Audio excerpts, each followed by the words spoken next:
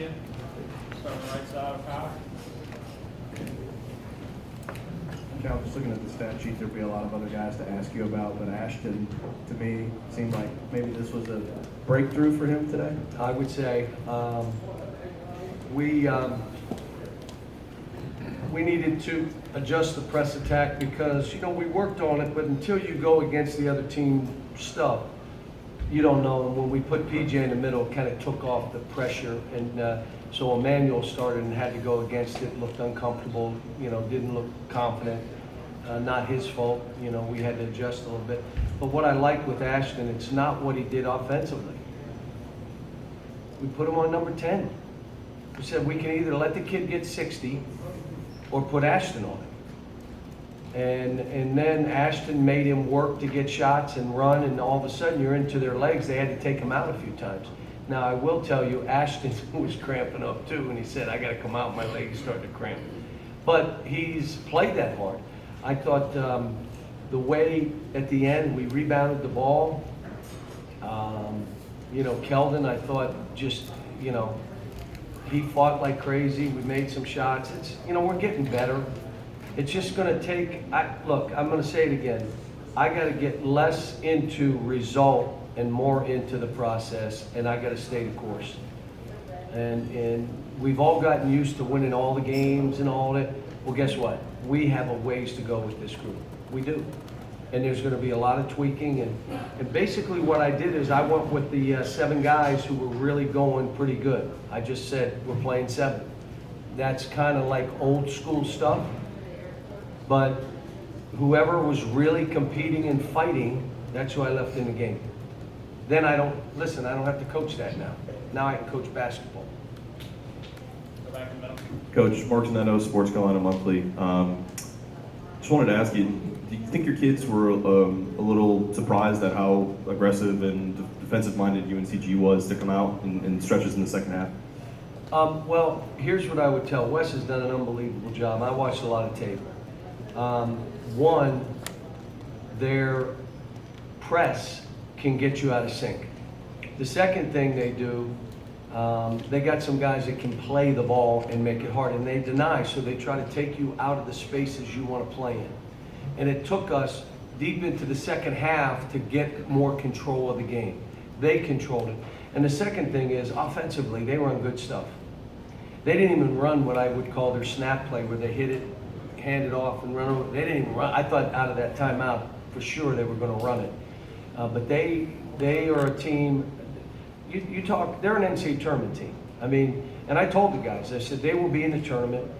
You know, you got those guys in Furman, both really good basketball teams, veteran players, and you know, like I said, you know, I told Alonzo after. I said, "Man, did you shoot the ball?"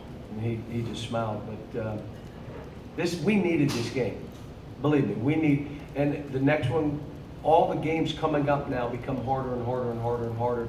This team needs it, and we got to find out who can play in those type of games. Like when the stuff is really on, who can make plays? Nick Richards didn't come to the game until like a little bit less than 13 minutes in the second half. Can you just explain why that was? I'm playing 3 bigs right now, and if the 3 bigs are all playing well, I'm just going to leave them there. You know, we'll have practice this week.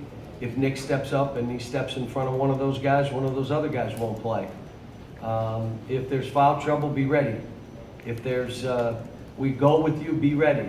He went in and blocked a shot, and I just decided, you know what, this game is too tight. I'm not going to mess with it now.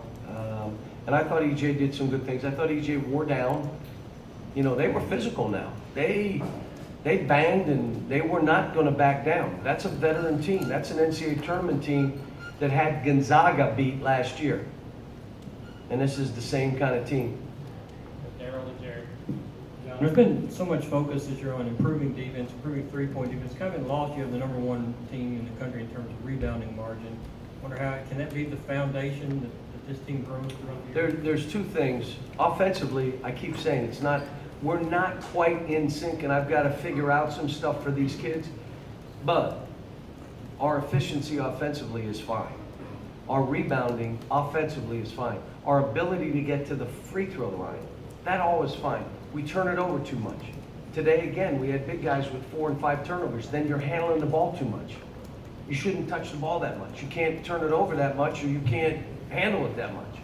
So we got to limit our turnovers and get a little more flow to the game. But that's not them, that's me. And some of this will be over a period of time where I just say, I got it, let's do it this way. And you know we've done this in the past.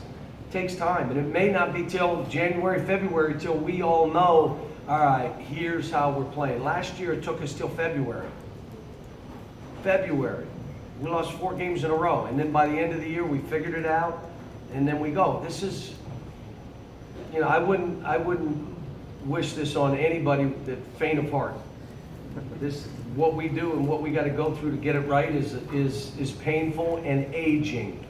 Could you tell? Jerry. John, you on defense, you started with Kelvin on We Francis. were wrong. No, I don't mean that. No, he was not supposed to start on him. And we were down 5-0 because we put the wrong guy on him in the locker room. Like, I'm like, why is Kelvin guarding this guy? Because I knew who was supposed to be guarding him. Well, prior to the game, somebody said, you're guarding him and you're guarding him. I'm like, wait a minute. We just gave up 5 points because we have the wrong guy on him? You got to be kidding me. That's literally what happened. So throughout the whole game, I said, look, we gave him 5 points. That was on us. You guys just keep playing. Then I looked up. I said, think about it. We gave him 5 points. Not you guys. We did. So. Tim. John, Kelvin went down pretty hard about 3 minutes ago in the first half. What was the nature of his injury, and what was the nature of your miracle cure? I know. That's what I said. It was like he shot by a sniper, and then he got right back up and started running around. I didn't see it. I thought maybe he stepped on somebody, and then they told me he did not step on anybody. In the second half, he said, I'm ready to go. Now, he had an ankle sprain back in high school at Huntington. He had that high ankle sprain, and maybe he tweaked it. But I told him, you know, we got 3 days off. We got the rest of today off. We got tomorrow off, and we're only doing individuals on Monday, so he should be fine. John. John, yesterday, right over here, Kenny was refreshingly candid in his assessment of the team. I mean, you ought to send him out more frequently. But White, I don't tell you the truth. he put a big emphasis on PJ. Do you know they pull credentials for this kind of question? I retract my question. No, he put a lot of emphasis on PJ, and he essentially said how the team's going to end up doing is going to be dependent on him. Yeah. Do you feel that same Yeah, way? I today a couple times, I'm just like, kids, you gotta fight. Somebody told me about another player and said the difference is the kid's like playing like his life depends on it, and PJ's not. He'll get it though. And that's the great thing about being here. One, we're not afraid to tell you the truth. We're not gonna sugarcoat this. We're not gonna tell you everything's okay when it's not. But we're also gonna stick with you. We're not gonna throw you under the bus, but you are responsible for you. Change. Things gotta change, and the only person that can change it is the individual player. Whether it's PJ, whether it's Nick, whether it's Quad A, I can't do it for them. And like I said after the game, what I did like about Quad A after the game, he was fabulous.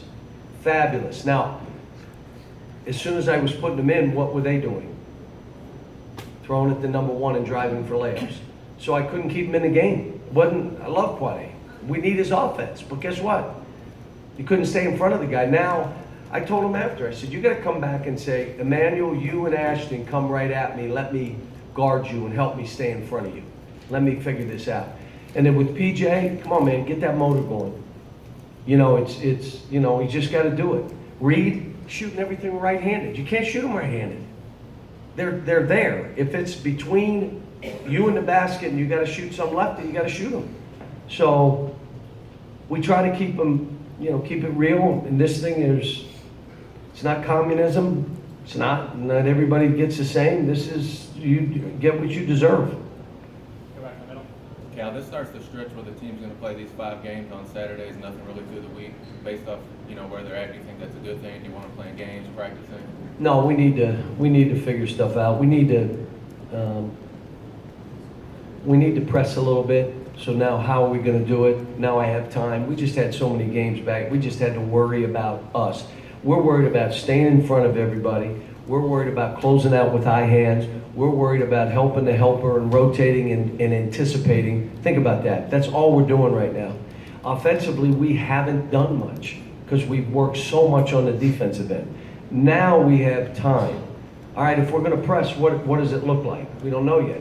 If we're going to play some zone, what does that look like? Who are the players that can play against that zone?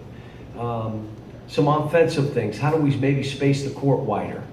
You know, we're doing one of the things you guys keep talking about. We're rebounding so well. Well, have you kind of figured out that we're keeping guys near the rim so we can?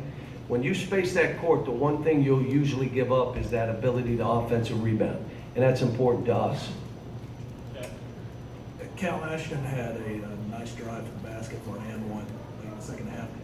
He hasn't really looked for that a whole lot today. Would you like to see like, both he and Emmanuel? Here's his job. Catch that ball and look ahead. If somebody's ahead, throw it. If they're not ahead or they're guarded, that means the court's spaced. So I look here, he's guarded. I go the other way, he's guarded. I'm shooting the layup. So you're doing this on the run. And again, the other side is, all right, it's not there. Do I flare it out now and do we play? And that is reps. Right now, we haven't had the reps in practice. We're getting them in games. I'll give you one. Unbelievable rebound by Keldon. Then he started running fast and faster and faster and faster and faster and faster and faster and faster. He ran over 2 officials, 3 cheerleaders, and 2 players. Like, kid, just stop. But again, the reps would teach him. You look ahead and it's all in there. There's nothing there. I'm not going to go. So like I said, we need reps. You ready? With everything. Everything we need reps. Offensively, defensively. We had some breakdowns in pick and roll defense again. But let me say this. My team is getting better. And I'm just in the process of, I'm going every day. How do I help them get better? I'm doing individual meetings. We're doing everything I can to help them, but they are responsible for themselves.